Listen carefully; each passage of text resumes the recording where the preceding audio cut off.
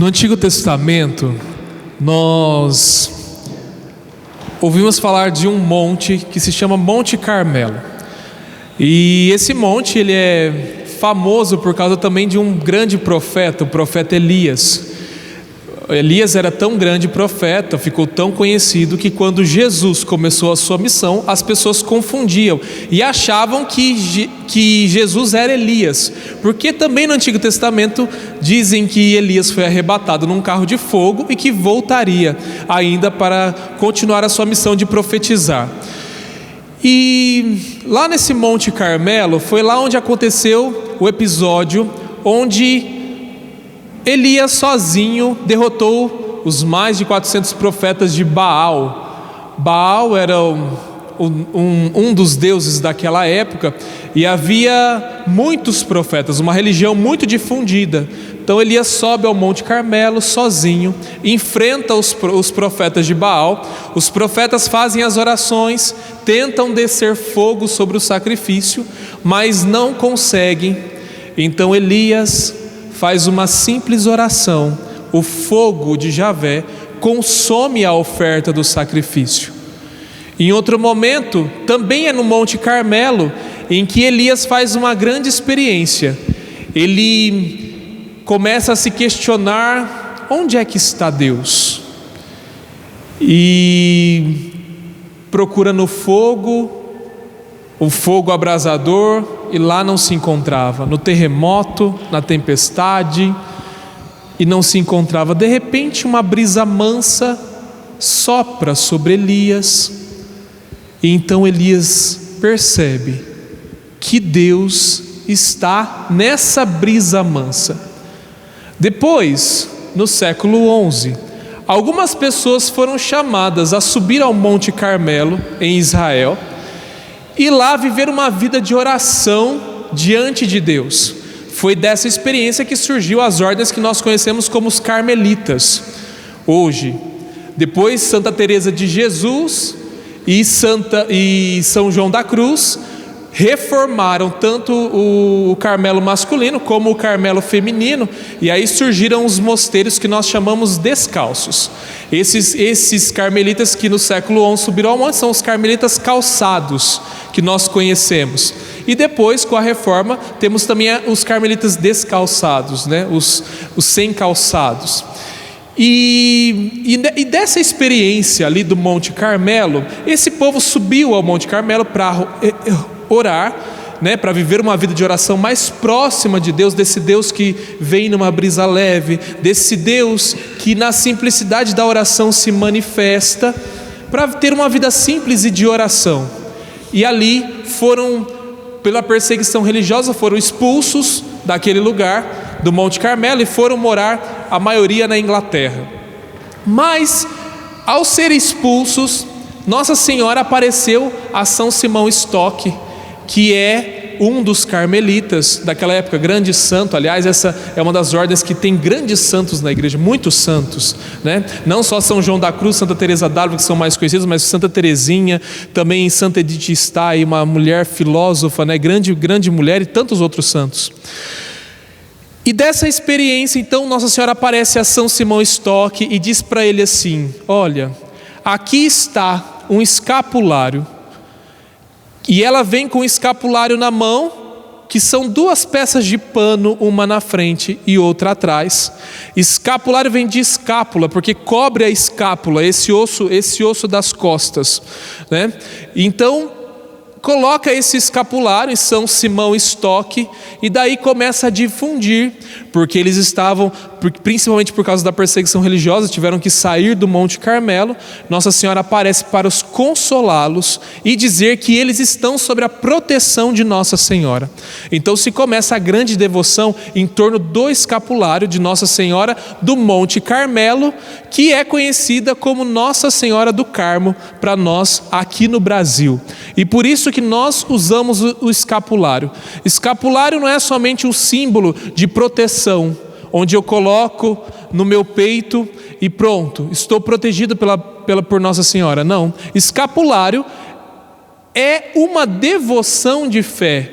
Quando eu coloco o escapulário, eu me consagro a Nossa Senhora para viver como Nossa Senhora, no silêncio da oração simples, na vida de humildade. Existe todo um significado para o escapulário. Cuidado, às vezes nós pegamos os objetos da igreja, principalmente os sacramentais, como esse, e usamos como superstição, pé de coelho e outras coisas mais, para dar sorte e gerar proteção na vida. Esse não é o significado. Quando Nossa Senhora apareceu a São Simão Stock e deu o escapulário, e aliás, irmã Lúcia vai relatar depois na aparição de Fátima, que quando Nossa Senhora de Fátima apareceu, ela também apareceu com o escapulário na mão. E aqui existe toda uma devoção em que nós vivemos sobre a consagração total a Nossa Senhora. Hoje, tantas pessoas que usam o escapulário se consagrarão de novo, renovarão a sua consagração, ou se consagrarão pela primeira vez no método de São Luís Maria de Montfort, a consagração total a Nossa Senhora, onde eles aderem a uma espiritualidade mariana. E qual é a espiritualidade mariana? É a espiritualidade do serviço ao outro, desse Deus que não aparece nas grandes coisas, mas nas simples coisas do dia a dia, aquela espiritualidade de Santa Teresinha, da pequena via, das pequenas coisas, do estar atento às pequenas coisas da vida, porque nós sabemos que se não damos conta das pequenas coisas, que dirá daremos conta das grandes, e quem é fiel no pouco, o Senhor confiará muito mais. Uma espiritualidade linda e bonita, que é a espiritualidade do escapulário, que é essa espiritualidade de Nossa Senhora. Hoje Nossa Senhora no Evangelho toma um tofe de Nosso Senhor Jesus Cristo. Porque no Evangelho de Mateus não aparece, mas no Evangelho de Marcos nós vemos que por que a família Nossa Senhora e a família de Jesus vão lá atrás de Jesus. São Marcos nos relata que estava um converseiro lá na região, de que Jesus estava sendo comparado a Beelzebul, o chefe dos demônios, e que ele falava pelos demônios, e isso com certeza chegou na família de Jesus. E quando chegou lá na família de Jesus, eles ficaram muito preocupados. Não, vamos atrás de Jesus para falar com ele sobre isso. Quando chegam na porta, a casa estava cheia, porque como sempre, Jesus estava falando ao povo. E aí alguém vai lá e fala assim: Senhor, sua família está aí fora querendo falar com o Senhor. E Jesus, já sabendo da intenção deles, disse assim, aponta para os apóstolos e diz: esses aí é que são minha família, porque minha família é quem faz a vontade do meu Pai. E é interessante que Nossa Senhora aprendeu com aquilo tão bem que ninguém fez mais a vontade de Deus como Nossa Senhora, primeira cristã. Às vezes nós olhamos para esse evangelho e dizemos assim: olha, parece que Nossa Senhora, parece que Jesus está diminuindo Nossa Senhora. Muito pelo contrário, Ele está exaltando a Nossa Senhora nesse evangelho. Porque ninguém como ela fez a vontade de Deus, foi quem permaneceu fiel até o fim, até a cruz. E outros foram com ela no pé da cruz por força dela, como João e Maria Madalena. Na verdade, o que o Evangelho de hoje nos ensina e que quebra em nós é justamente essa, e isso, a família de Deus, ela tem uma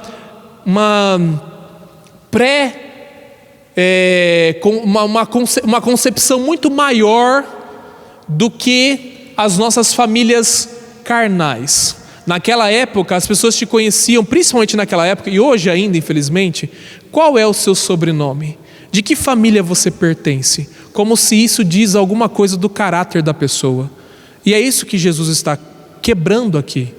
Esses laços de sangue que muitas vezes na história do mundo colocaram famílias e gente louca para governar o povo. Por quê? Porque tinha o sangue da família.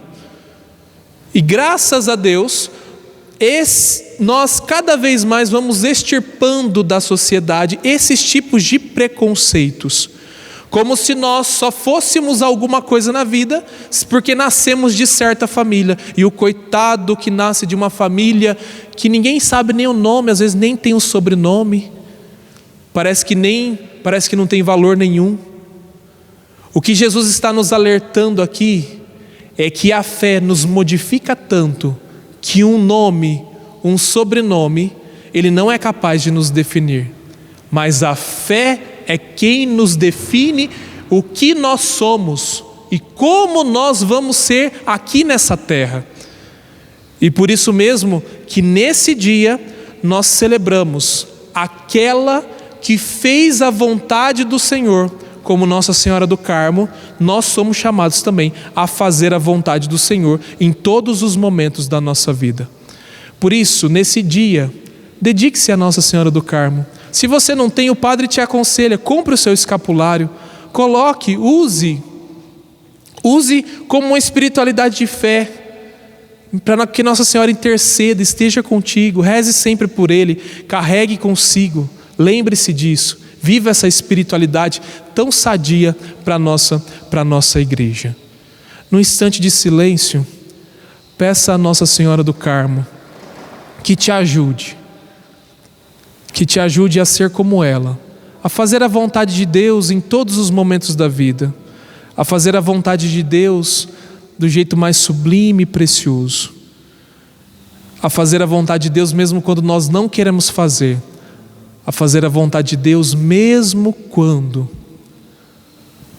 as coisas do mundo, as tempestades, os ventos parecem ser contrários na nossa vida.